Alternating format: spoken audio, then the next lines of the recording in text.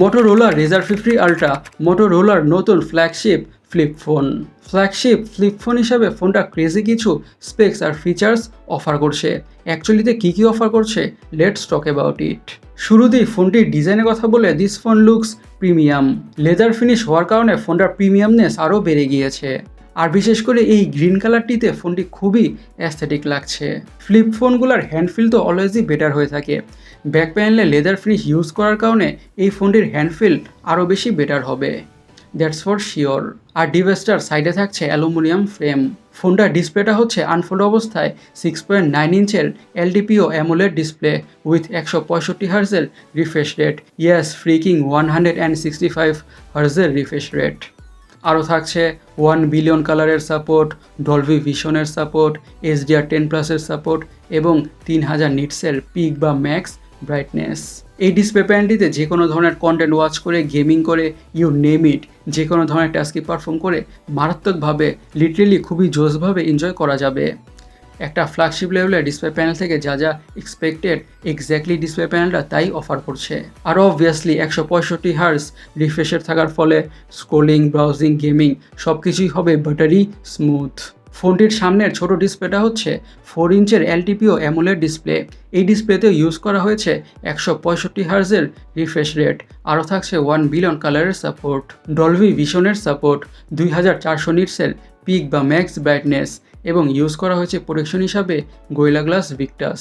ফোনটির ডিসপ্লের স্পেক্সগুলো তো আসলেই ক্রেজি।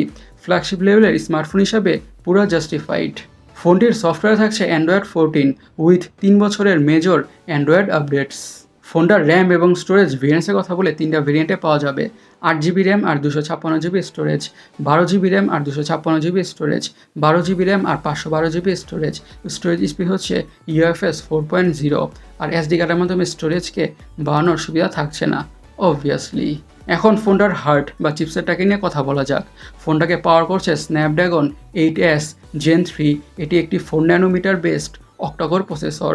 সিম্পলি এক কথা এটা বলাই যেতে পারে, this device gonna handle whatever you throw at it. হোক সেটা হেভি গেমিং অথবা day to day regular task or multitasking, whatever যাই হোক। কারণ স্ন্যাপড্রাগন 8S Gen 3 ফ্ল্যাগশিপ লেভেলের ওয়ান অফ দি বেস্ট প্রসেসরগুলোর মধ্যে একটা।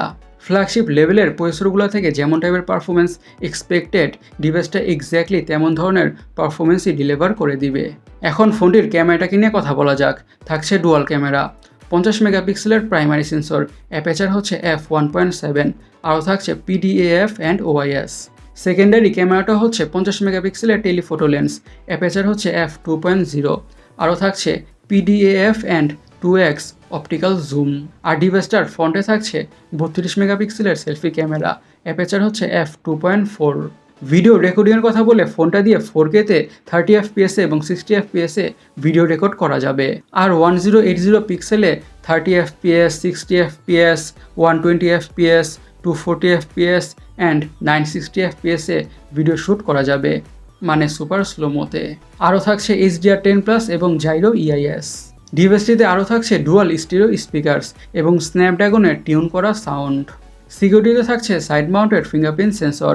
ফোনটার ব্যাটারির কথা বলে পুরো ফোনটাকে ব্যাকআপ দিবে 4000 mAh ব্যাটারি, সাথে থাকছে 45 ওয়াটের ফাস্ট চার্জিংয়ের সাপোর্ট। এই 4000 mAh ব্যাটারি থেকে ফোনটাকে মিডিয়ামভাবে ইউজ করলে একদিনের মতন ব্যাটারি ব্যাকআপ পাওয়া তো যাবেই। আর 45 ওয়াটের ফাস্ট চার্জার দিয়ে ফোনটা অনেকটা দ্রুতভাবেই ফুল চার্জ হয়ে যাবে। ফোনটার কালার ভেরিয়েন্টসের কথা বললে এইসব কালার ভেরিয়েন্টে পাওয়া যাবে। এখন ফোনটার দামটাকে নিয়ে বা প্রাইসটাকে নিয়ে কথা বলা যাক।